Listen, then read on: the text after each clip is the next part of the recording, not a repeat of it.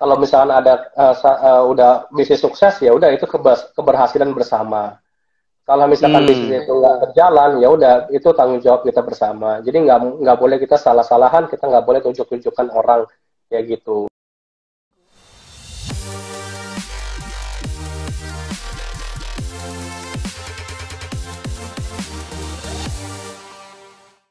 Hari ini topiknya sama guys, topiknya kita minggu kemarin kita ngomong soal apa ya, sorry, saya cek dulu ya. Minggu kemarin kita ngobrol dengan Pak Muhammad Mustafa ya, Abi kemarin ya, kita ngomong dengan Muhammad Mustafa ya, salah satu pengusaha viral ya, di mana dalam momen pandemi kemarin ya, Desember, Januari, Februari, Maret ya 2020 tahun kemarin. Beliau masa pandemik malah bisa menghasilkan 350 outlet guys, yaitu luar biasa banget ya. Jadi malah waktu pandemik dia malah ngejos bisnisnya dan sangat-sangat powerful kemarin sharingnya dengan Abi kemarin ya.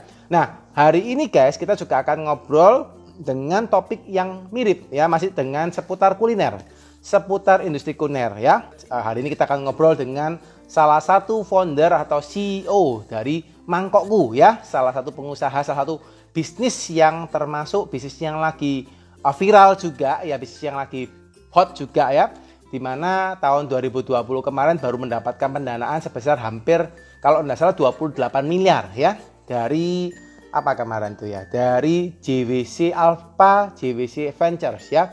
Jadi perusahaan ini kuliner dan sudah didanain sebesar 28 miliar tadi, dan sekarang lagi mulai menggurita bisnisnya ya, sudah mulai ada puluhan cabang ya, dan target tahun ini cukup besar ya. Kita hari ini akan ngobrol dengan CEO-nya adalah Bro Randy Julius Kartadinata ya. Nanti kita akan ngobrol langsung dengan CEO dari Mangkokku ya. Kita akan kulik-kulik ya, karena setiap kali kita ngobrol di The Consulting, kita akan kulik-kulik ya soal kisah suksesnya daripada founder daripada pembisnis tersebut, supaya kita juga tahu tidak hanya suksesnya yang kita ketahui guys ya. Kalau tahu suksesnya aja kan kelihatannya enak ya.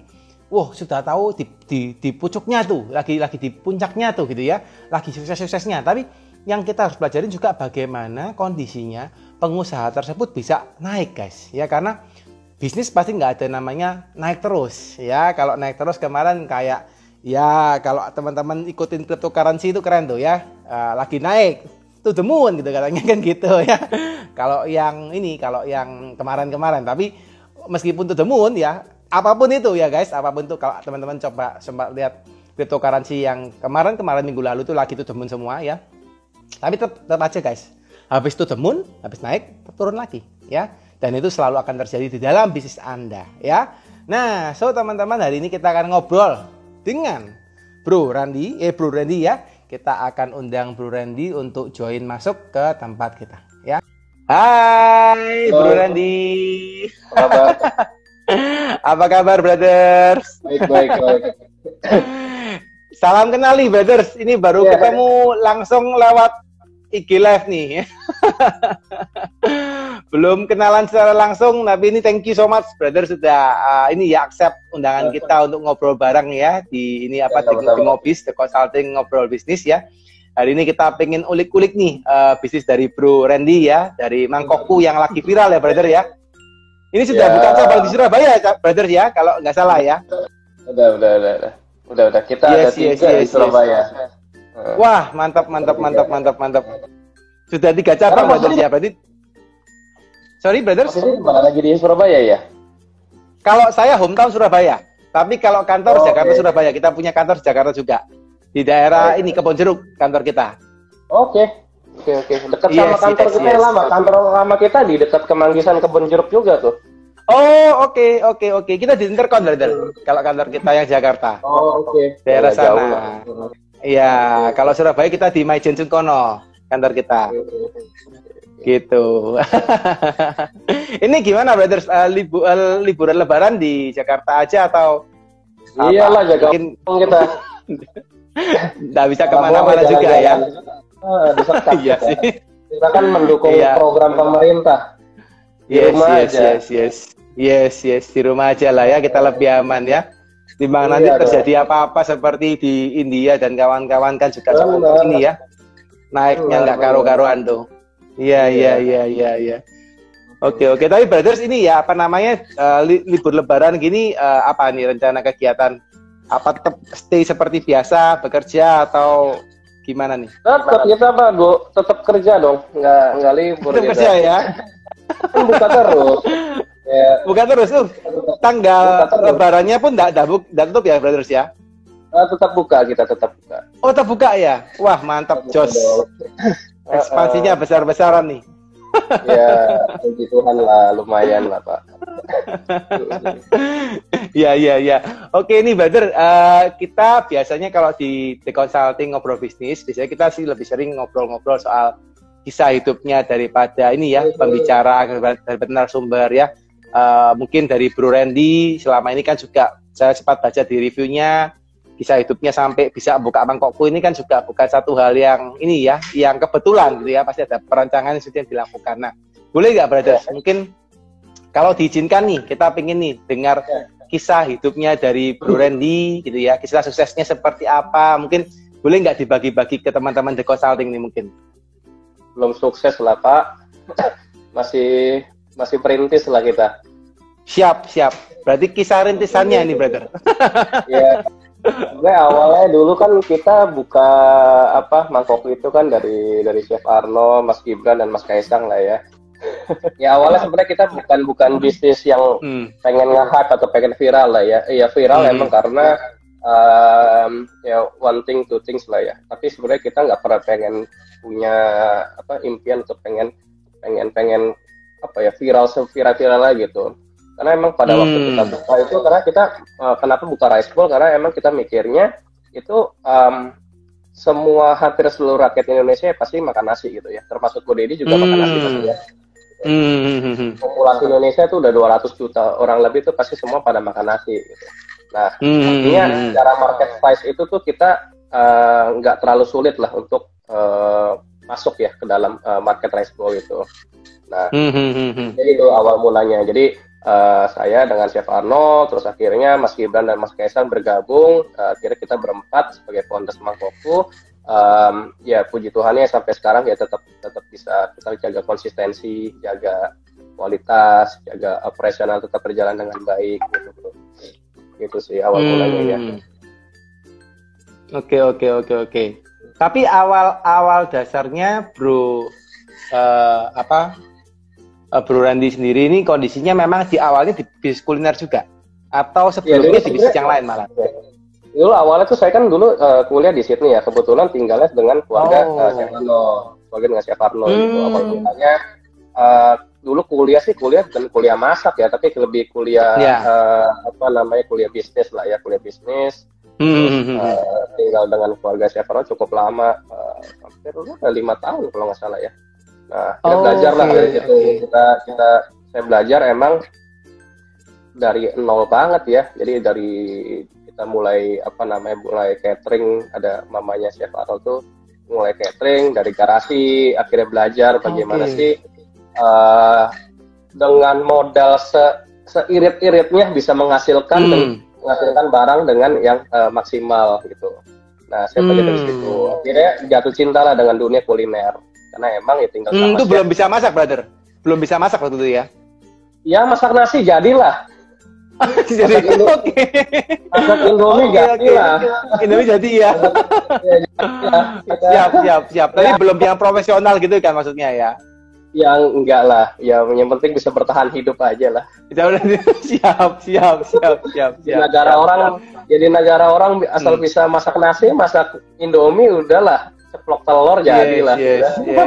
Oke. Nah, dari situ ya jatuh cinta lah dengan dunia kuliner, akhirnya balik ke Jakarta. Awalnya sebenarnya bukan Mangkokku dulu ya, saya buka Joey. Yes.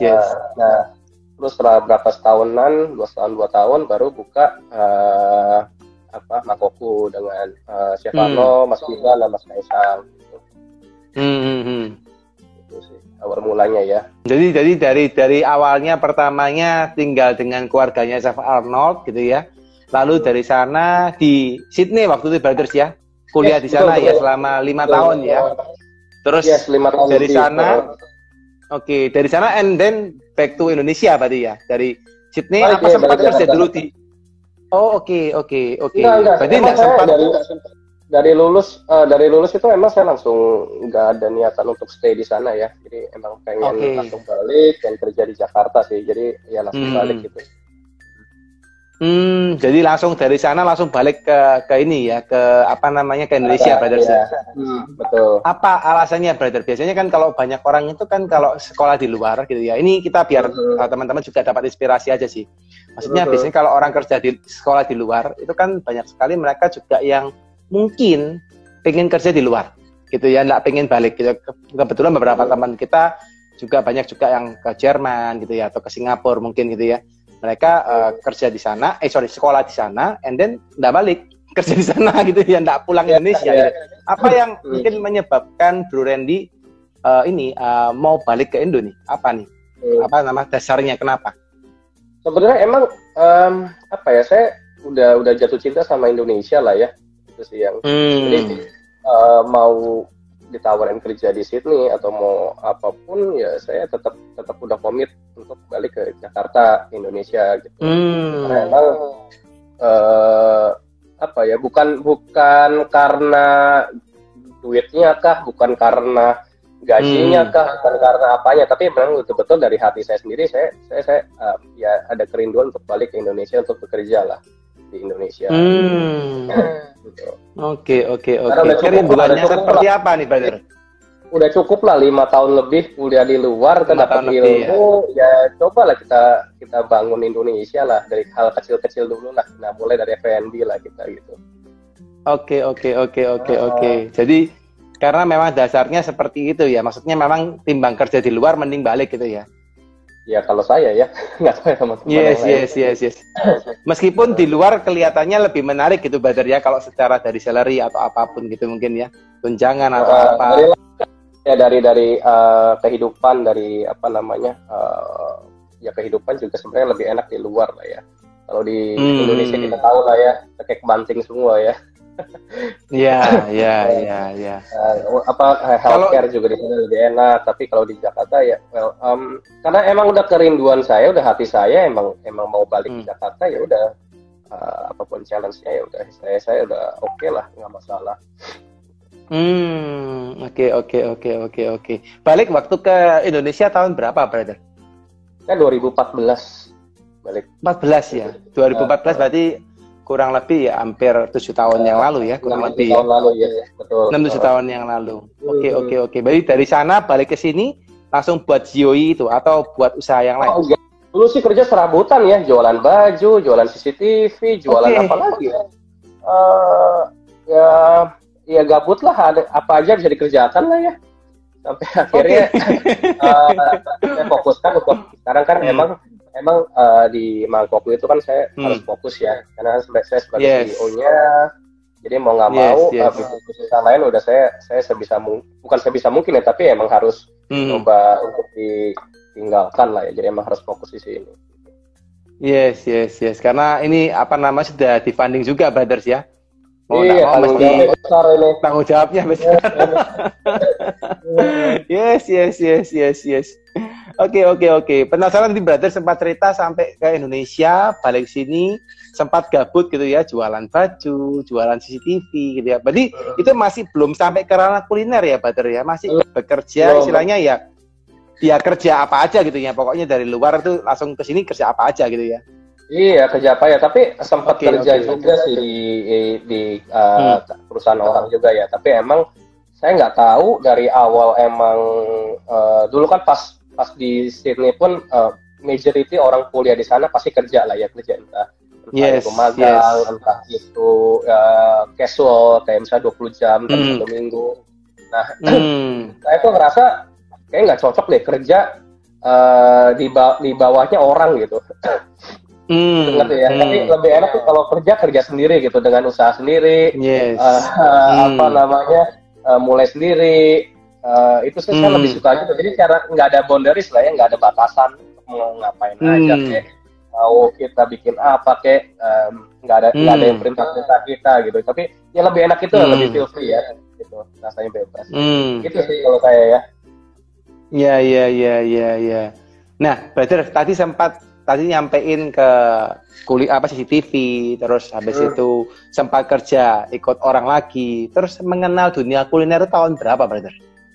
Ya, mengenal dunia kuliner ya pas dari Sydney ya, dari Sydney ya. Dari Sydney. Oh, tapi terus itu belum bekerja kan ya? Belum bekerja, belum masuk Belum, ke ya? dunia secara apa ya, secara langsung ya.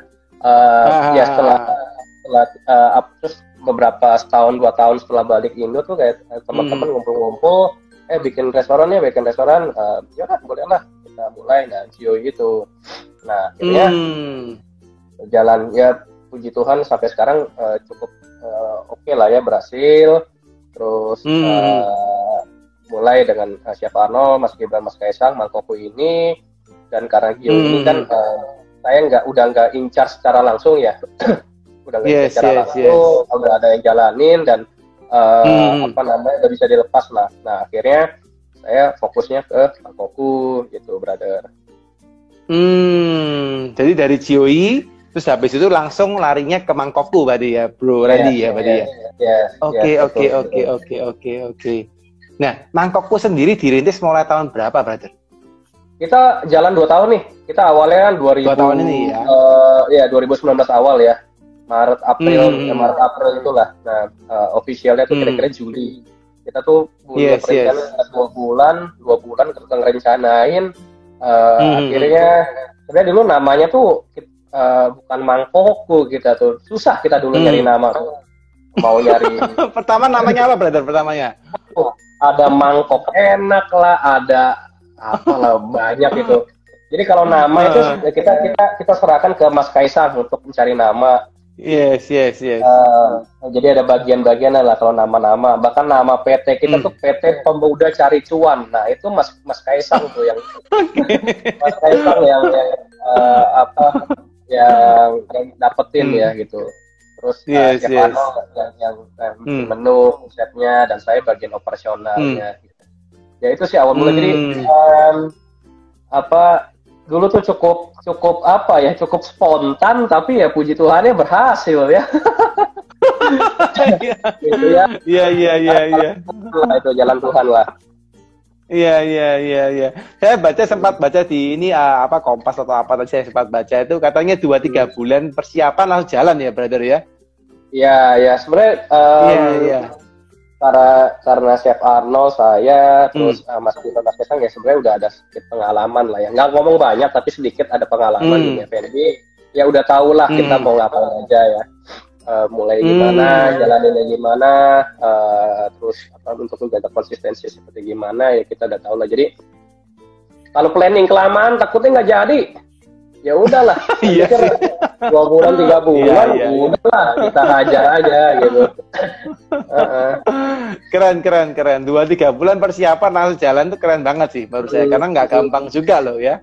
Ini dalam 2 tahun sudah buka cabang berapa sekarang, berarti? Sekarang kita mau jalan 40. Mau jalan 40 cabang kan? Wih. Cabang. 2 tahun 40 cabang, keren. Masih dikit lah. Iya. Dikit relatif sih, brother, tergantung lihat dikitnya dari mana. Karena emang termasuk keren ya. Sebenarnya di compare sama competitors gitu sih sebenarnya kita cukup slow ya kalau dalam in terms of grow ya. Karena emang fokus kita tuh bukan cuma untuk buka cabang, tapi emang betul-betul kita setiap buka cabang tuh kita melakukan perhitungan yang sangat matang gitu. Jadi location-nya kita nggak boleh ngasal, terus perencanaan keuangannya, operasionalnya kita nggak boleh ngasal. Jadi betul-betul sehingga nanti pas pembukaannya, pas perjalanannya kita tuh break even point-nya atau payback period-nya tetap bagus. Terus juga finansialnya juga kita nggak burning ya, kalau bahasa finance-nya nggak burning.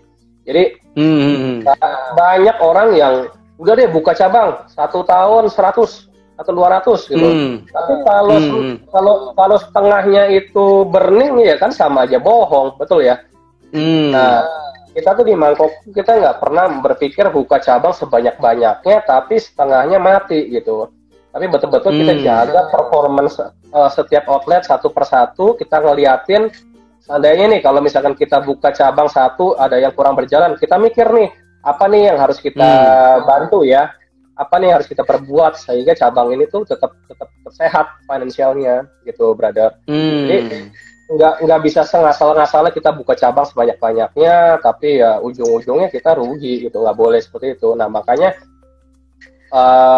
ya berkat teman-teman juga lah di Mangkokku, kita sudah bekerja keras, kita atur strategi, kita atur planningnya, short term, long term, kita atur bagaimana tetap kita Mangkokku bisa tetap sehat ya, grow-nya, terus juga kita baru kita buka cabang terus di Surabaya tuh awal tahun ya, kalau Januari Februari tahun 2021 ya, brother ya. Ya, baru banget ini 3 bulanan. 3 bulan, yes. Itu salah satu one of the best performance kita. Kita break even itu less than a month, less than 1 bulan. Kita udah balik modal. Nah, karena betul-betul kita jagain banget sih. Jadi location-nya juga kita milihnya nggak ngasal. Terus juga kita tuh ketat banget ya soal training, terus SOP kita ketat banget. Kita tuh kalau boleh share 1 bulan itu udah hampir 160.000 bowl makanan doang, belum berikut minuman. Total komplain yang kita dapat per bulan itu kira-kira 20 sampai 30 maksimal, which is kalau misalnya secara persentase itu 0.0002%. Yes. Nah itu kecil banget karena emang betul-betul kita jaga banget kualitinya, jaga konsistensinya, jaga operasionalnya. Jadi jangan sampai ada masalah di di penjualan kita. Bahkan tuh kalau ada kan, jadi kita tuh 4 bulan sampai 6 bulan belakangan ini kita lumayan banyak ya hiring ya, recruiting orang dari tim marketing lah, dari tim HR lah, dari tim finance lah, dari tim banyak lah. Nah, saya tuh sampai sekarang dari awal buka Mangkokku sampai sekarang sosial media tuh masih saya pegang. Jadi bro sendiri yang jalanin? Masih ada tim marketing bantuin lah, bantuin. Yes. Orang teman-teman tuh pada kaget yang itu. Lu sampai sekarang masih megang sosial media ya? Lu nggak salah gitu. Kenapa nggak lepas aja gitu? Sebenarnya kita bisnis F&B tuh kita harus punya jiwa untuk melayani. Jadi kalau misalkan buka F&B tapi pengennya dilayani, ya jangan buka gitu. Jadi sampai sekarang itu tuh kalau ada komplainan dari customer atau ada masukan atau kritik dari saran yang masuk ke sosial media, ya saya langsung handle gitu. Kalau misalkan teman-teman marketing atau itu lama untuk handle-nya gitu. Jadi kalau boleh share sih sebenarnya banyak banget SOP yang saya ubah karena saya melihat komplainan dari sosial media gitu. Sebagai contoh satu gini, misalkan dulu kita tuh jualan rice bowl beef, ada onsen egg-nya ya. Nah dulu tuh kita campur. Jadi nasi, beef sama telurnya jadi satu gitu. Nah banyak yang komplain, ini kok jadi pas di sampai ke customer kok nasinya udah campur aduk ya, kayak nasi bungkus apalah, nggak karuan lah. Nah akhirnya lewat dari situ saya langsung ubah SOP-nya. Nasi langsung atasnya harus pakai tray makanan. Nah jadi kayak misalnya bro itu kalau misalkan mesen atau dari Surabaya atau dari mana, nasi harus ada tray, baru daging, terus onsen egg-nya tuh langsung harus kita pisah. Jadi sampai di customer tuh benar-benar masih rapi gitu. Karena kayak zaman pandemi gini tuh 70% atau bahkan 80% atau bahkan 90% tuh orderan tuh pasti dari online ya. Jadi bisa mungkin kita jaga kualitas kita online kita sebagus mungkin ya. Jadi jangan sampai makanan sampai ke klien itu amburadul. Karena kita nggak enak ya. Wah, kita udah lapar nunggu lama setengah jam, bayar mahal, terus sampai ke tempat kita nasinya amburadul. Itu kan waduh, nggak enak lah kita lihatnya. Nah, kita betul-betul attention to details-nya kita perhatikan banget gitu, bro. Jadi sampai segitunya, brother ya. Jadi dalam SOP-nya harus diberesin gitu ya, supaya masuk sampai makanan sampai ke customer juga enggak kayak nasi campur gitu, brother ya. Pasti. Karena gini loh, namanya bro kan pasti punya restoran langganan ya, yang udah tahunan atau bahkan belasan tahun atau bahkan dari papa mama atau bahkan opa oma tuh udah ada. Terus kita tetap makan di situ ya. Karena emang dari dulu sampai sekarang kualitinya nggak berubah restoran itu, betul ya? Misalkan ada yang masaknya pakai areng, tetap masaknya pakai areng, udah puluhan tahun gitu. Sampai sekarang tetap kualitasnya dijaga, pemilihan bahannya juga dijaga. Terus gramasinya juga tetap sama dari zaman dulu sampai sekarang, nggak dikurangin, nggak diapa-apain, tetap sama kualitasnya intinya lah.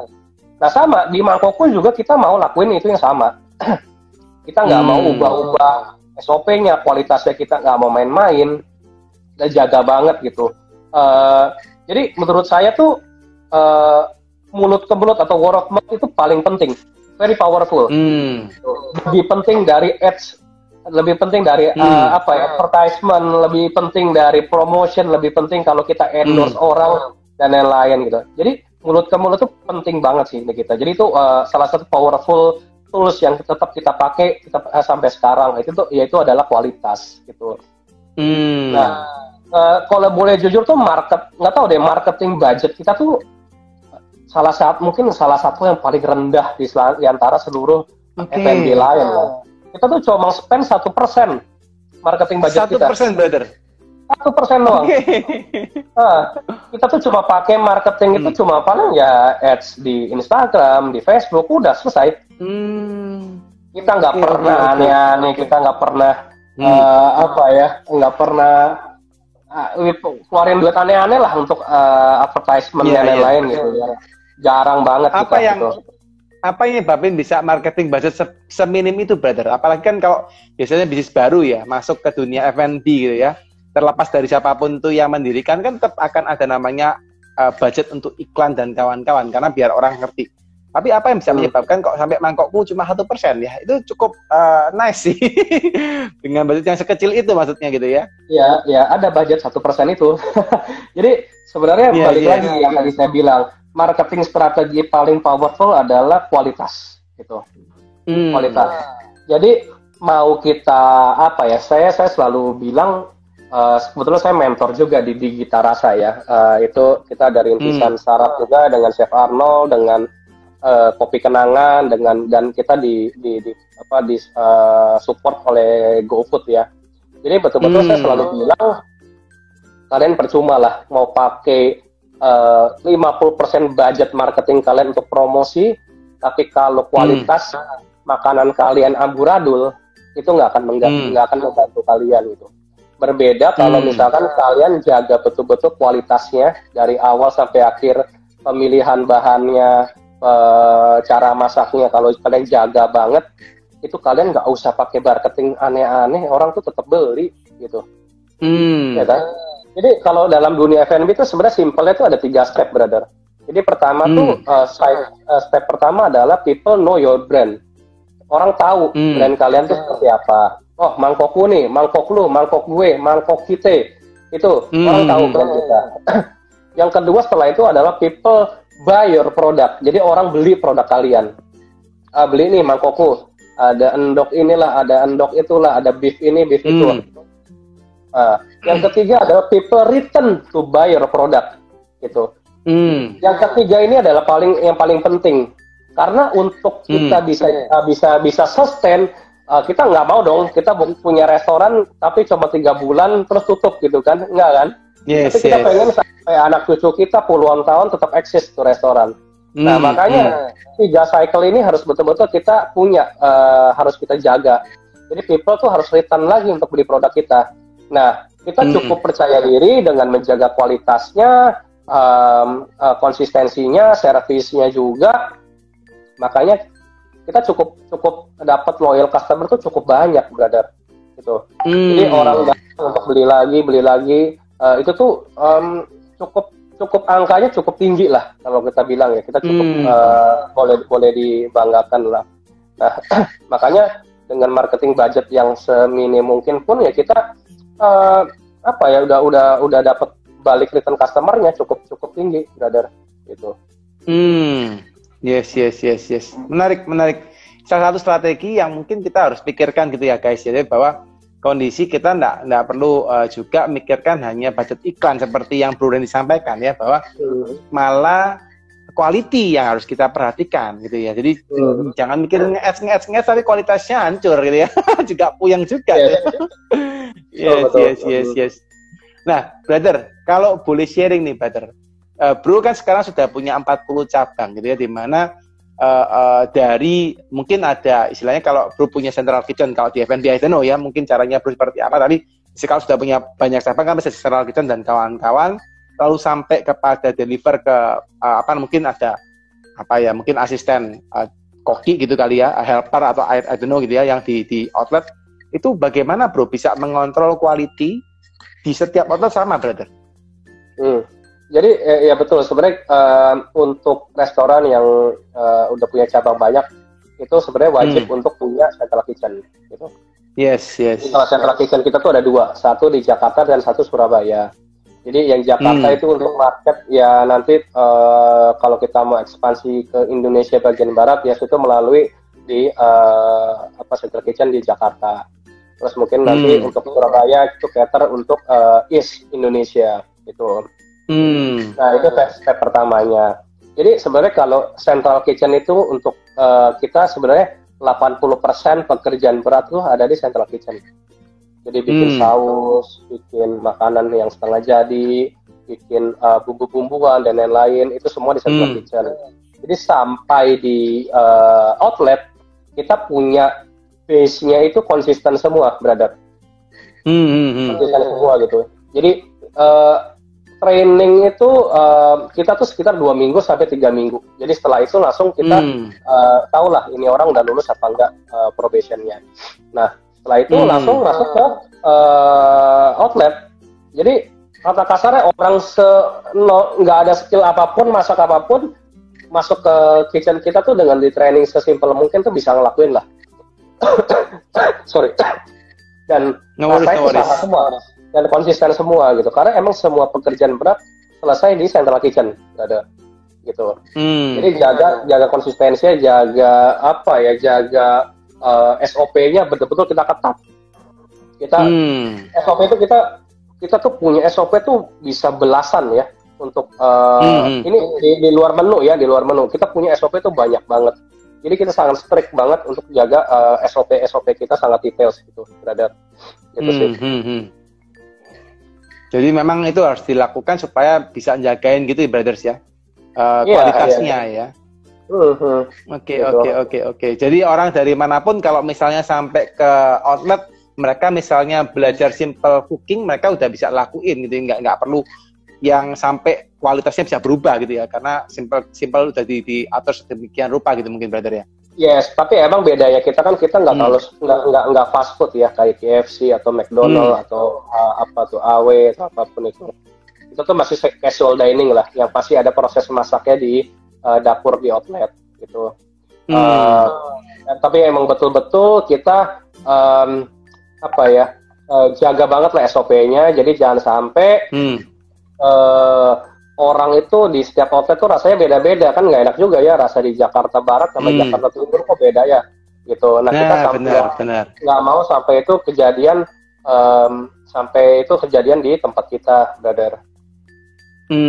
Oke. Nice. Bro, pengen tahu nih bro, apa yang bedain mangkokku dengan mangkok-mangkok yang ada di tempat lain, brother? Karena kan juga sekarang kayak lihat begitu mangkokku muncul gitu kan juga mulai banyak rice bowl bermunculan juga ya. Apa yang bedain perusahaan lo dengan perusahaan yang lain? Sebenarnya kalau dibilang sekarang sih, kalau pas zaman kita awal buka itu sih sebenarnya nggak terlalu banyak saingan ya. Paling saingannya yang gede-gede aja.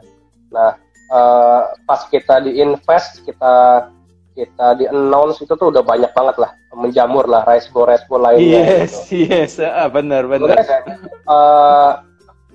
Saya sebenarnya nggak enak lah kalau compare kita sama yang lain lah ya. Pasti kalau mau agak itu ya kita one of the best rice bowl in Indonesia dan in the world lah ya. Karena emang dari awal yang tadi saya bilang kan ya kita jaga kualitas. kita kita punya konsep yang betul-betul dari awal kita buka tuh kita mau bawa cita rasa Indonesia gitu. Karena kan banyak juga resbol tuh yang ada yang cuma copy paste atau terinspirasi dari Japanese food, gyudon lah, gyudon lah dan lain-lain. Nah, kita nggak mau, justru kita mau bawa kayak sambal-sambalan. Karena kita banyak nih sambal korek lah, sambal bawang, sambal kluwek, sambal dabu, terus kita lagi bikin sambal Indo. Jadi itu kita mau benar-benar mau ekspor cita rasa Indonesia gitu. Nah itu yang sebenarnya yang salah satu selling point yang inovasi dari kita. Makanya kita tetap bisa jaga konsistensi, jaga eksistensi sampai saat ini gitu, brother. Nah saya nggak tahu lah kalau resbol lain kan gimana caranya. Kebetulan sih sebenarnya kalau boleh jujur ya kita tuh nggak terlalu gembar-gembor soal promo dan lain-lain ya. Justru kita tuh kalau dibanding sama kompetitor lain itu kita justru yang paling pelit malah kasih promo-promo gitu. Oke. Iya. Paling pelit tapi yang penting omsetnya selangit ya, brother ya. Iya gitu. Makanya karena emang base saya kan di restoran kan bukan restoran yang diskonan ya, karena di Gio itu sama sekali sampai detik itu saya nggak pernah kasih diskon orang dan orang tetap datang aja gitu. Karena emang ya kualitas itu yang berbicara, rasa yang berbicara gitu, bukan diskon ya. Karena kalau misalkan mindset orang cuma bicara diskon, karena dia nggak pernah mengrespek atau mengapresiasi kualitas dari makanan tersebut gitu. Makanya saya agak nggak terlalu suka dengan konsep promo diskon gitu, brother. Gitu. Jadi kalau misalkan tadi balik lagi, kalau compare sama apple to apple sama kompetitor yang lain tuh kita tuh Mangkokku tuh paling pelit justru kasih diskon. Ya kalau misalkan Grab atau GoFood atau apalagi tuh ya Shopee Food atau apalagi gitu. Dan lain-lain lah pokoknya kalau ada promo apa ya udah kita ngikut aja gitu. Ada nggak ada ya udah gitu kita ngikut aja. Karena ada juga tuh teman-teman kompetitor tuh yang bikin promo sendiri sampai banting harga 50% lah sampai apalagi tuh ya banyak lah. Nah kita tuh nggak pernah sampai gitu. Dan bahkan kalau misalkan coba compare ya, beli dari satu tempat lain brand lain gitu sama punya kita, harga kita tuh cukup yang kalau bilang sih sekitar 10-20% lebih mahal dari mereka. Tapi orang tetap balik aja ke kita gitu. Gitu sih. Jadi yes. Kita sih ya tadi saya balik lagi ya cukup pelit soal promo, kita nggak terlalu pusing soal diskon dan lain-lain, kita tetap betul-betul jaga kualitas kita aja sih gitu. Dan memang terbukti ya kalau misalkan kita menjaga itu semua kualitas, operational service dan lain-lain, people will coming back untuk beli produk kita gitu. Yes.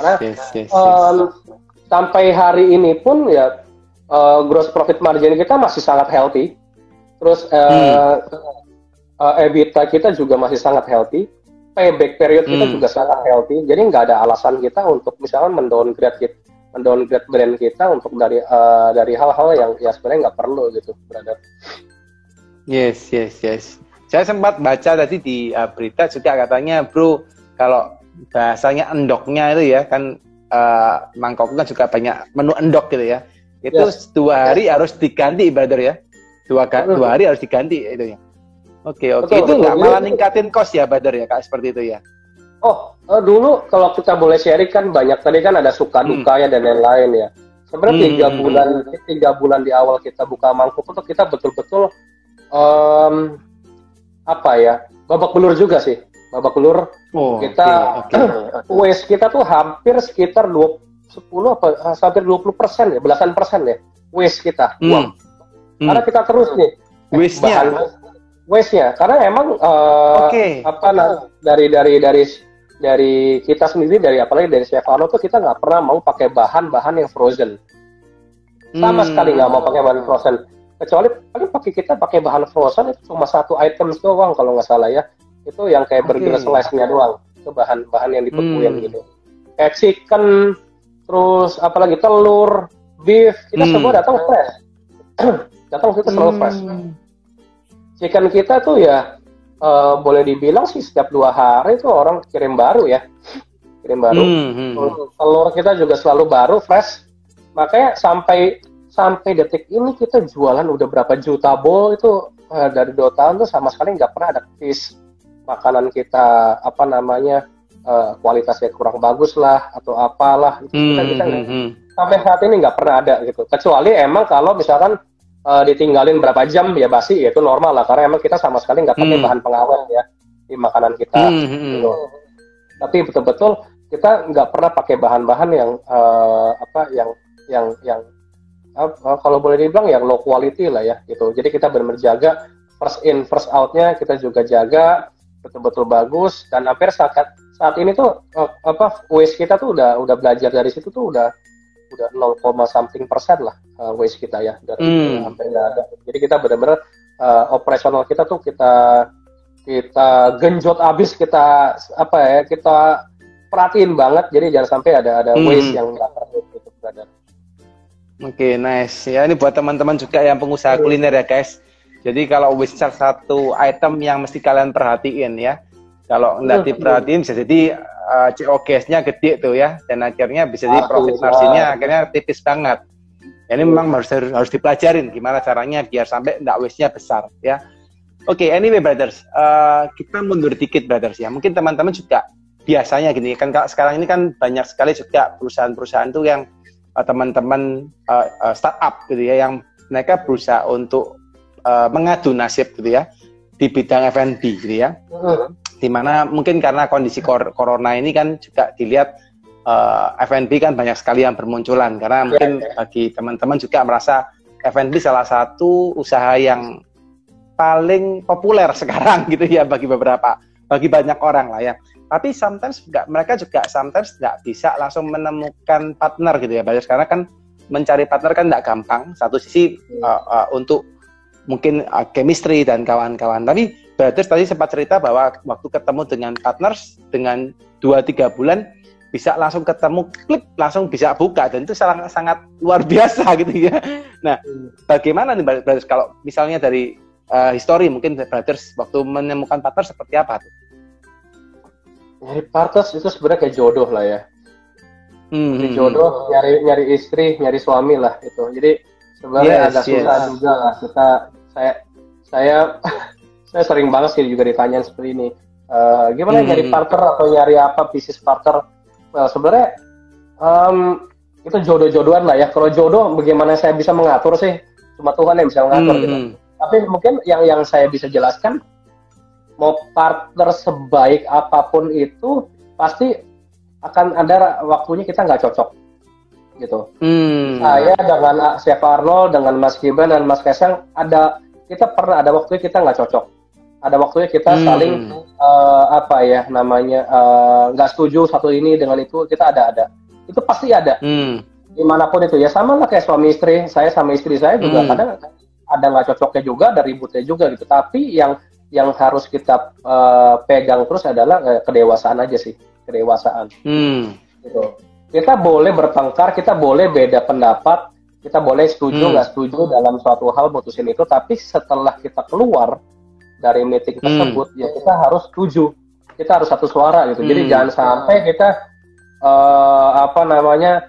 gua nggak setuju sama lu gitu, tapi ya udah keputusan tetap harus dibuat kan. Nah, mungkin keputusan teman kita yang kita nggak setuju ya tetap kita harus jalankan, ya udah kita harus support, kita harus sportif gitu, kita harus dewasa, kita nggak boleh ada baper-baperan lah, kita nggak boleh ada dendam-dendaman, kita nggak boleh kayak anak kecil, karena kita udah jadi satu lah ya gitu, jadi satu. Jadi akhirnya intinya sebenarnya apapun itu kita tetap harus saling support satu sama lain gitu, dan jangan cuma kalau lihat ada duitnya doang nih. Kalau bisnis kan kita ngomong ada duitnya doang nih, kita lagi lagi bareng. Kalau lagi susah pun ya kita harus bersatu gitu, kita nggak boleh salah-salah. Ini salah lu nih, ini salah lu, bukan salah gua. Lu sih coba lu dengerin keputusan gua, pasti nggak kayak gini gitu. Sebenarnya nggak boleh gitu. Tetaplah kalau misalkan ada udah bisnis sukses ya udah itu keberhasilan bersama. Kalau misalkan bisnis itu nggak berjalan, ya udah itu tanggung jawab kita bersama. Jadi nggak boleh kita salah-salahan, kita nggak boleh tunjuk-tunjukkan orang kayak gitu. Nah, seenggaknya di Mangkoko kita udah ngelakuin hal itu, bro. Jadi saya, Chef Arnold, Mas Gibran, dan Mas Kaisang emang betul-betul kita saling support satu sama lain. Jadi kebetulan ya saya yang diberi kepercayaan untuk nge-lead. Ya teman-teman founders yang lain juga support 100% keputusan yang saya pegang gitu. Jadi bukannya kalau ada masalah kita nyalah-nyalahan atau apa, jadi betul-betul kita harus supportif nih gitu. Challenge pasti tetap ada lah dimanapun lah, bisnis apapun, nggak cuma F&B, nggak cuma apapun. Nah, mungkin di consulting mungkin kalau ada partner juga kadang suka nggak cocok lah ya. Ya udah, jalanin aja lah, jalanin aja dengan dewasa gitu. Kita nggak perlu ambil hati atau baper lah istilahnya gitu. Yes. Jadi kalau nyari partner ini memang jodoh-jodohan ya, brother ya. Nggak bisa ngasal gitu ya, ibaratnya kayak nyari istri gitu katanya Bro Randy ya. Iyalah. Yes. Dan ketika jalan pun harus istilahnya juga saling terbuka lah ya, ibaratnya kalau misalnya ada yang nggak cocok jadi komunikasikan gitu ya. Cuma penasaran komunikasi itu penting lah. Jadi jangan sampai kita ada buat decision sendiri yang membahayakan orang lain untuk bisnis sendiri gitu. Jadi jangan sampai kita buat satu keputusan besar lah ya, keputusan besar yang nantinya akan berdampak pada jalannya bisnis kita tuh. Kita harus komunikasikan lah hal seperti itu. Kayak misalkan ada kita mau diinvest siapa lah, kita mau buka cabang di mana kah, bisnisnya seperti gimana lah, itu harus bisa kita bicarakan seterbukanya. Oke, nice. Oke, Bro, saya penasaran nih, Bro. You kan sekarang kan jadi CEO di Mangkokku gitu ya. And then kalau namanya berpartner, apalagi you berpartner dengan Chef Arnold gitu ya, dengan Pak Gibran dan Pak Kaisang gitu ya, salah satu mungkin orang yang tersohor gitu ya di Indonesia gitu ya. And then mungkin kalau aku berpikir dari kacamatanya mereka masing-masing gitu ya, and then you juga dari kacamatanya Bro juga gitu ya, pasti mereka juga memiliki karakter yang cukup dominan, mungkin gitu ya, karena terbiasa memimpin dari sebuah mungkin perusahaan atau yang macam-macam. Nah, pernah nggak Bro di posisinya you sebagai CEO, terus karena berempat and then melakukan suatu voting, suatu keputusan yang dibuat bersama-sama, tapi mungkin waktu itu kondisinya Bro ibaratnya nggak 100% setuju, tapi karena berempat sudah menyetujui, itu pernah nggak kejadian seperti itu, Bro? Jadi saya bekerja seprofesional mungkin, Bro. Jadi kata-katanya saya sebenarnya orangnya mau itu anak presiden kayak mau anak itu tukang beca kayak ya kalau dalam satu bisnis kita harus profesional lah gitu. Gitu ya. Itu yang ada di kita. Jadi mau menyampaikan ide apapun, pendapat apapun harus di backup dengan data yang baik gitu. Kalau saya ya. Jadi kita nggak bisa pakai kata kasar pakai FA ya, feeling analysis, nggak boleh, sama sekali nggak bisa. Karena kalau kita pakai feeling analysis, tanggung jawabnya kepada ratusan pegawai kita yang kerja di tempat kita. Gitu. Harus semua di backup sama data, harus ada studinya, harus ada betul-betul kita pikir matang, baru kita bisa make decision gitu. Seandainya decision saya sudah yang kata kasar yang ngasal lah tahu dan decision teman-teman founders lain betul-betul make sense atau realistis, ya kita harus fair lah gitu. Karena kita di Mangkoko 4 founders kita cukup dewasa lah dalam mengambil keputusan ya gitu. Jadi nggak ada lah istilahnya ini anak presiden harus kita harus kita akomodir lebih gitu. Nggak ada sama sekali di sini. Jadi kita benar-benar berjalan profesional, dan sampai saat ini pun bahkan kalau saya pun dengan teman-teman saya kan udah banyak ada head finance kita dan semua marketing. Kalau mau buat decision apapun saya kasih kebebasan kok, tapi harus di backup dengan study-studinya dulu nih research dulu nih, gitu. Jadi jangan pakai, gue mau minggu depan gue pengen bikin ini deh, bikinnya aneh-aneh gitu, nggak tahu, nggak jelas apa yang dibikin, ya pokoknya gue pengen bikin lah, gitu. Ngasal aja gitu berarti ya? Ngasal aja gitu, nggak jalan itu. Ya kan tanggung jawabnya kepada kita semua, gitu, ya kan? Yes. Nah makanya saya balik lagi nih. Nggak tahu lah apa mau, makanya tadi kan baru bilang ini mungkin presiden lebih dominan, nggak ada sama sekali lah. Saya juga bekerja profesional kok, jadi nggak pernah menganggap saya sebagai bawahan atau atasan. Kalau misalkan betul-betul kita ada ide apapun dengan kita yakin itu benar, terus juga berjalan dengan baik, ya kita harus utarakan itu, gitu ya. Itu sih. Jadi tenggatnya selama 2 tahun ini ya teman-teman tuh memberikan kepercayaan apapun itu, gitu. Nah makanya ya tenggatnya juga Mangkokku bisa tetap berjalan dengan baik sampai saat ini, Brother. Gitu.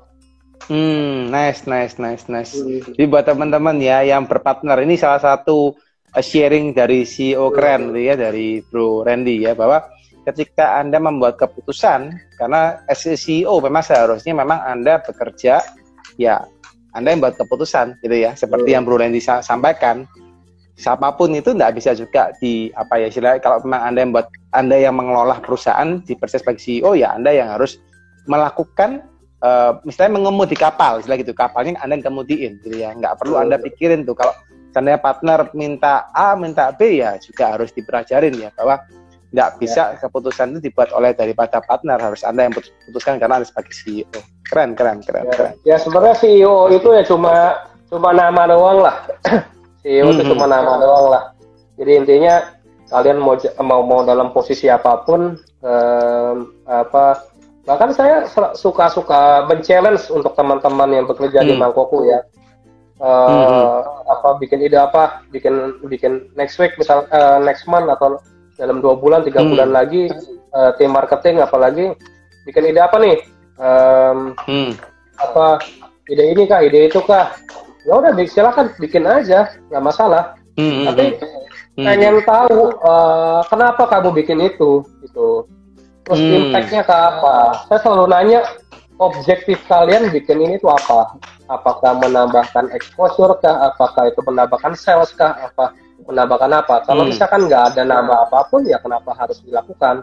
Gitu, nggak ada objektif positif ke kita, gitu. Gitu sih.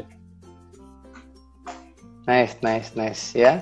Jadi ini satu sharing yang menarik nih dari Bro Randy ya. Kasih kesempatan untuk teman-teman tim kita gitu ya, untuk berekspresi ya, gitu ya, atau untuk istilahnya untuk melakukan sesuatu asalkan benar dan didukung dengan data gitu ya. Bro, penasaran Bro, kondisi sekarang Mangkokku sudah mengayomi berapa ratus orang Bro sekarang? Kita udah hampir 300 lebih ya. 300 lebih ya Bro dalam 2 tahun ya. How you treat them? Bagaimana Bro nge-treat karyawan Bro dengan kondisi yang bisnis yang 2 tahun ekspansi langsung 40 cabang ya, dengan ratusan karyawan, bagaimana Bro mengetret karyawannya Bro sekarang kondisinya? Oke, sebenarnya kalau dalam pandemi sekarang ini agak sulit kalau misalkan saya sendiri mau ngobrol satu sama lain lah, satu itu nggak akan habis gitu. Bisa benar. Kamu tuh setahun sekali lah baru selesai itu. Kalau dihitung satu orang satu ya. Benar. Apalagi kan sekarang ada pembatasan jarak lah, kerja dari rumah lah, gitu. Nah, nggak tahu, mungkin beda style, beda orang lah ya. Kalau saya style sendiri, saya lebih suka orang yang personal, gitu. Saya jujur, saya orangnya agak sedikit introvert lah ya. Jadi, yes. Kelihatan di awal waktu ngobrol. Agak introvert lah ya. Jadi sebenarnya kalau saya lu udah cukup sering diskusi seperti kayak gini, tapi setiap kali ada diskusi baru, sebenarnya sebelum mulai itu saya selalu deg-degannya luar biasa. Gitu. Sorry. Kalau seandainya terlalu Oke, silakan. Selalu gitu. Jadi saya tipenya orangnya lebih suka di belakang panggung. Yes. Saya lebih suka orangnya kayak gitu. Ya, makanya kalau misalkan kalau ada acara masuk ini jadi ya dulu tuh suka ada masuk koran lah di wawancara, udahlah itu bagian mas-mas dan chef Adol aja lah yang yang itu yang maju lah, saya di belakang, saya nggak terlalu suka di depan kamera lah gitu. Itu terus saya. Nah, balik lagi kalau saya tipenya lebih kayak ke family lah. Jadi saya juga mau di Mangkoko itu tuh lebih kayak family gitu, brother. Jadi kalau misalnya untuk di level outlet ya, mungkin saya mohon maaf juga, emang agak sulit untuk saya bisa mereach out lah ya, karena kan mau keliling outlet pun juga sulit lah satu-satu ya. Jadi mau nggak mau ya saya di level office tuh tetap harus bisa jaga relationship dengan teman-teman. Itu yang paling penting. Nah, makanya dari level head, level manager sampai level supervisor tuh sebisa mungkin saya yang ajak komunikasi, atau bahkan tuh rekrutmen itu tuh saya sendiri yang handpick by myself gitu. Jadi saya yang pilih satu-satu, karena saya pengen banget itu orang yang kerja di Mangkoko tuh punya spirit atau punya style yang sama seperti saya, nyaman. Gitu. Benar ya. Jadi saya nggak mungkin nge-hire orang tuh yang nggak buat saya nyaman di tempatnya. Nyaman dalam sisi yang positif ya, nyaman yang positif ya. Jadi bukannya yang siap bos atau iya bos atau asal bapak senang, bukan begitu. Tapi nyaman itu saya bisa meninggalkan, memberikan kepercayaan dengan tenang kepada teman-teman gitu. Itu yang maksud saya. Tapi saya selalu bilang ke teman-teman, harus challenge saya sendiri loh. Saya sebagai CEO di sini harus challenge saya agar saya juga bisa mendapatkan masukan yang baik juga dari teman-teman yang bekerja gitu. Nah, makanya saya juga mau pas hiring itu saya selalu nanya terakhir, gimana sih relationship lu sama keluarga lu gitu, orang tua gimana, kakak atau dede gimana gitu. Saya selalu nanya soal keluarga, karena secara nggak langsung bagaimana dia merespon hubungan relationship dia dengan keluarga itu akan mempengaruhi relationship dia dengan teman-teman di kantor gitu.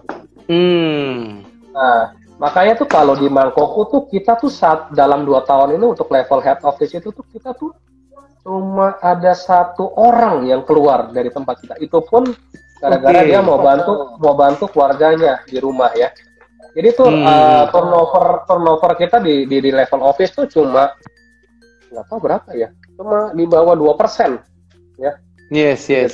Nah, makanya kita saya sendiri atau kita lah, kita mau betul-betul ada rasa kekeluargaan, ada rasa memiliki di Mangkoko itu. Nah, itu yang saya selalu encourage ke teman-teman, walaupun saya lagi mentoring atau bahkan sekarang lagi di consulting ID, saya mau teman-teman founders dimanapun berada, jangan pernah treat orang yang bekerja kalian itu sebagai staff kalian gitu, tapi jagalah mereka sebagai keluarga kalian gitu. Makanya itu saya sampai sekarang tuh jujur ya, saya tuh udah dikasih ruang kantor khusus sendiri untuk saya dengan kursi yang bagus, kursi yang mahal, tapi saya nggak suka gitu. Makanya saya selalu kalau ke kantor tuh saya selalu membaur sama teman-teman yang lain gitu. Udah duduk pakai kursi yang sama dengan meja yang sama di ruangan yang sama, jadi kita bisa ngobrol enak, apa yang ada di masalahnya apakah, lagi mau sharing apakah, ada apa ya. Jadi saya bisa langsung ngobrol dengan mereka gitu. Jadi betul-betul saya nggak mau ada apa ya, wah CEO nih harus betul-betul yang sangat dihormati. Yang nggak juga biasa. Orang tuh saya selalu bilang, lalu kalau kalian panggil saya bos di kantor, kalian langsung saya kasih SP gitu.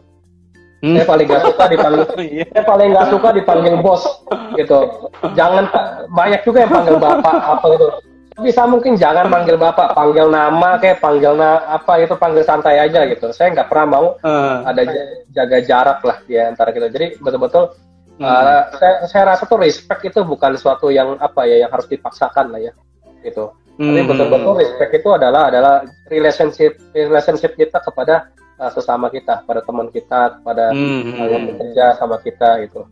Jadi saya mau jaga image yang baik, terus juga mau jaga relationship yang baik, karena itu salah satu yang paling vital lah di organization ya. Tuh. Nice, nice, nice, nice. Jadi buat teman-teman ya, ini satu tips ya. Sekarang jadi CEO ini nggak perlu dipanggil bos atau pak gitu ya. Panggil apa? Nama berarti ya, brothers ya. Panggil nama di kantor atau manggil apa? Bro. Saya selalu orang yang manggil nama ya. Oke.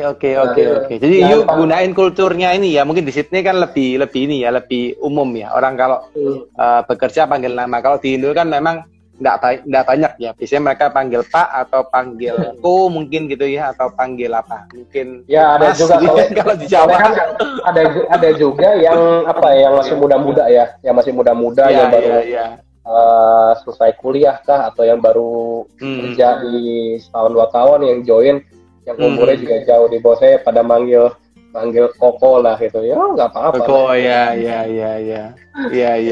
ada dari Benz Budiman, udahlah main kripto aja. Ketemuan gitu ya. Oke. Oke, bro. Oke, ini kita kebetulan nggak bahas soal ini ya, kripto ya, nggak bahas soal Doge ini hari ini. Jangan. Lagi bahas soal bisnis ini hari ini. Istirahat tuh, biar duit berkembang sendiri lah. Iya. Anyway, bro, ada 2 pertanyaan terakhir, Bu, buat bro ya. Yang pertama saya sempat kepikiran tadi, bro sempat ngomong masalah membuat nyaman, gitu ya. Ini menarik nih, karena bro kan menginterview karyawan bro sendiri, gitu ya. And then bro ngomong aku mau bekerja dengan nyaman, ya, ke orang yang masuk ke perusahaan saya harus orang yang nyaman. Apa yang bisa bro gini, atau pertanyaan apa yang bro lakukan, yang bro lontarkan kepada calon karyawan bro sehingga bro tahu dia nyaman atau enggak dengan bro? Pertama sih saya jarang nanyain soal apa ya, experience. Lu bisa apa sih, ngerjain apa aja, coba nih bikin ini nih dalam 5 menit lu kira-kira bikin gimana gitu. Jarang saya. Karena dalam rekrutmen itu saya juga dibantu dari Alpha ya. Jadi Alpha yang suka kasih rekomendasi nih, orang ini.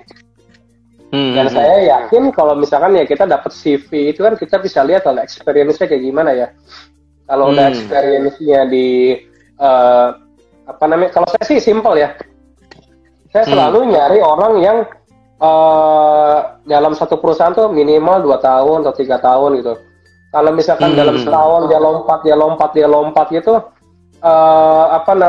itu udah cuma ngejar duitnya doang atau ngejar apa tuh saya udah ngeliat lah. Gitu. Saya nggak terlalu suka sama kandidat yang terlalu cepat pindah-pindah, kurang dari setahun lah. Itu saya nggak terlalu suka gitu. Nah makanya saya selalu nyari orang dari CV itu tuh yang setahun setengah atau 2 tahun dalam satu perusahaan. Jadi dia bisa belajar, dia bisa berkembang, dan dia juga bisa self development-nya juga cukup bagus lah gitu. Jadi nggak cuma ngejar duitnya doang gitu ya. Yang pertama. Kalau udah ngeliat dari itu semua ya saya cukup yakin lah orang ini pasti bisa bekerja gitu loh. Karena kan dari CV-nya itu udah ada pengalaman ya, apalagi dari big company, dari unicorn lah, atau dari company yang udah besar-besar, konglomerat, itu pasti udah filternya udah banyak lah bro ya. Jadi kita nih siapa lah untuk ngefilter lagi kan ya. Jadi udah difilter sendiri lah. Saya selalu nanya soal ya personality sebenarnya ya. Yang pertama jarang lah saya ngomongin soal pekerjaan gimana, teknis gimana sih, saya nggak ada lah, pasti ada, cuma nggak terlalu sering. Nah saya balik lagi sisi personal nih. Cara ngomongnya gimana, terus dalam teamwork itu seperti gimana. Saya nggak terlalu suka dengan orang yang terlalu individual dalam bekerja, gitu. Jadi one man show lah, itu saya nggak terlalu suka. Nah, saya selalu nanya teamwork itu seperti gimana, bagaimana kamu handling atasan kamu, bagaimana kamu handling tim di bawah kamu, atau tim segrup kalian. Itu gimana? Kalau misalkan mereka oke dan mereka happy atau mereka bisa menghandling dengan baik, ya saya cukup yakin sih mereka bisa bertahan bisa cocok di tempat kita lah. Karena emang itu yang saya selalu tekankan di Mangkokku. Kamu jangan sekali-kali itu bekerja membuat keputusan sendiri, gitu. Bahkan saya selalu bilang, jadi kan sekarang ada 4 head di tempat kita, head finance, head HRD, terus project, ada 5, ada marketing, terus ada operasional, ada 5 head sekarang. Kita selalu rutin itu selalu ada meeting head besar itu sekitar 2 minggu sekali. Itu. Jadi sebisa mungkin itu kalian harus komunikasi, mau bikin apapun itu. Harus teamwork, harus komunikasi, harus sampaikan kalian mau ini. Seandainya kalau misalkan antar divisi mungkin si tim tim operasional mau bikin ini, terus tiba-tiba mungkin tim lain agak nggak setuju atau kasih masukan, silakan utarakan gitu, terbuka. Gitu. Jadi jangan sampai udah jalan duluan baru ngomong gitu. Itu yang paling saya nggak suka deh. Makanya komunikasi antar tim itu harus betul-betul intens, harus betul-betul baik. Gitu. Jadi ada kolaborasi lah ya antar departemen berjalan dengan baik. Nah, sama juga antar divisinya. Head itu seminggu sekali atau maksimal sebisa sering mungkin harus komunikasi dengan timnya sendiri gitu. Harus intens. Komunikasi terus gitu. Jadi sebisa mungkin komunikasi itu dijaga dengan baik gitu, brother.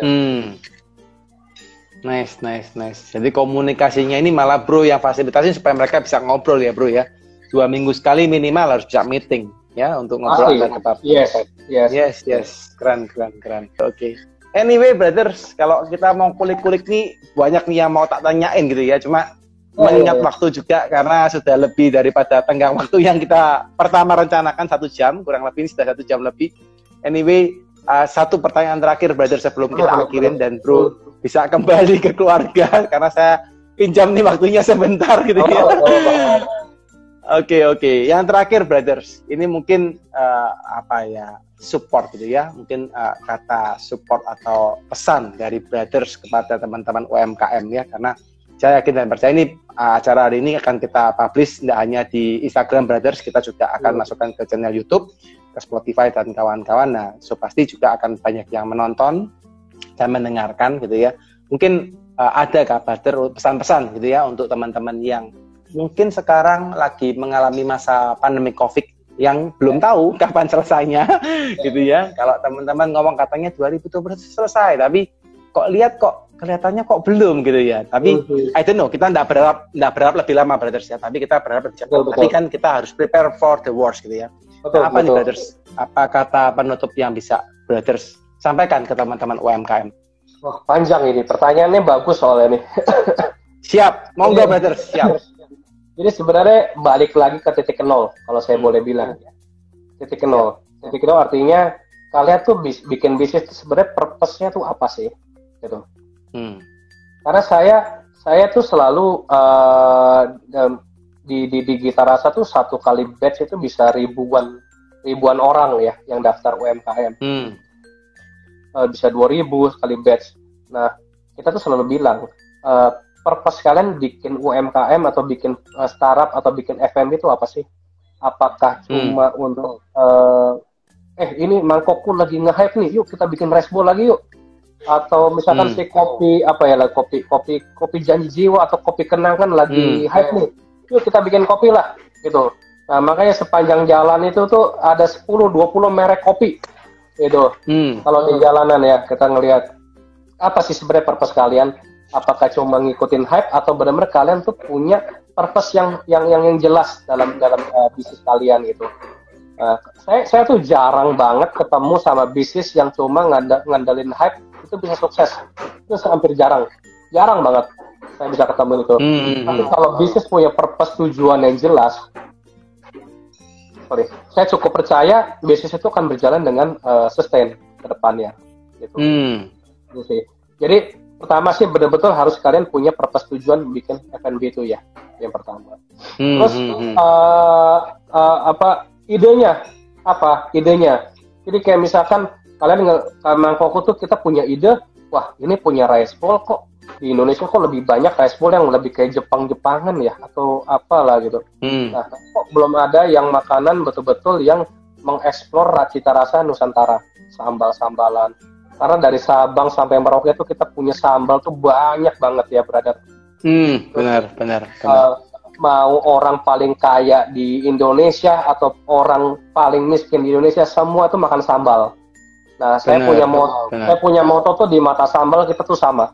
Gitu. Mau presiden kita Jokowi atau abang tukang bakso, abang Gojek gitu, semua pakai sambal gitu.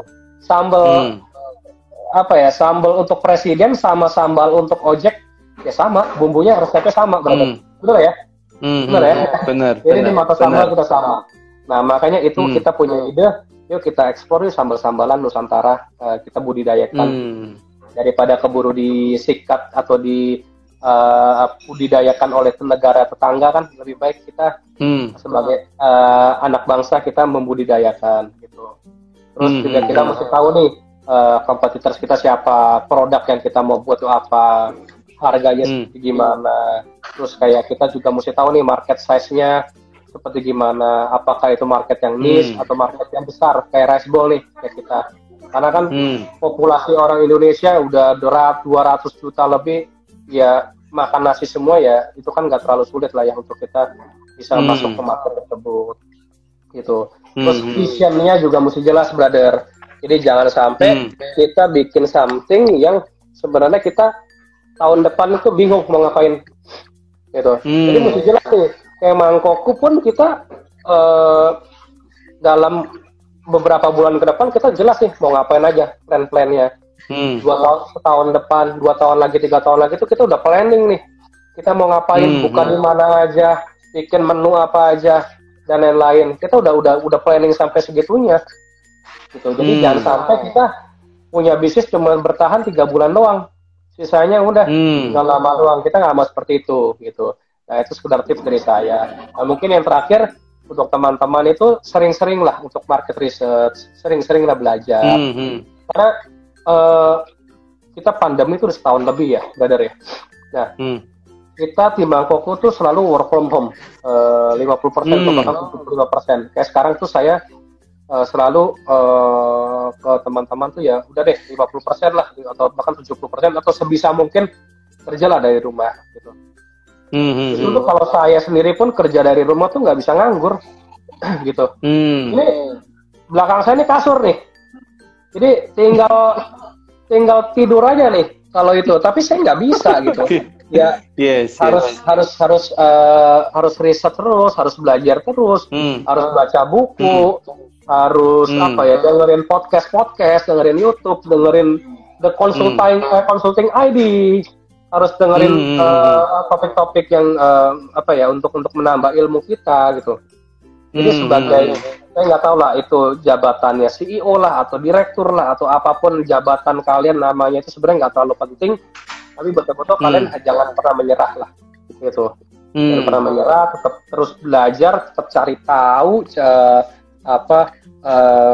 tetap berusaha, kerja keras. Semua juga kena impact lah, saya juga kena impact, tapi betul-betul ada jangan pernah menyerah lah. Itu aja sih tips saran dari saya, brother. Nice ya, buat teman-teman ya, kembali ke purpose teman-teman ya, tujuan teman-teman buka bisnis apa, karena nanti di suatu titik Anda akan mungkin menemukan bisnis ya memang butuh uang gitu ya, bisnis mencari profit, tapi ternyata tidak seluruhnya uang. Nah, itu yang nanti akan mungkin teman-teman akan alamin ya. Sebagian besar saya menginterview pengusaha, salah satunya Bro Randy juga sudah sempat menyampaikan sedikitnya adalah purpose-nya apa gitu ya. Anda harus tahu dulu, ya memang profit harus, tapi apalagi setelah itu yang pertama. Dan kedua, tetap harus survive ya.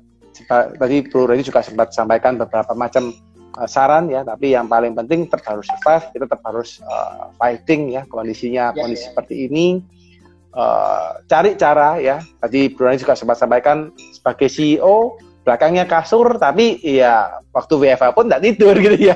WFH malah dengerin podcast, belajar gitu ya, cari materi di YouTube atau apapun yang bisa memperlengkapi gitu ya, untuk CEO bisa berkarya lebih lagi. Karena at the end CEO adalah orang yang menggerakkan perusahaan ya.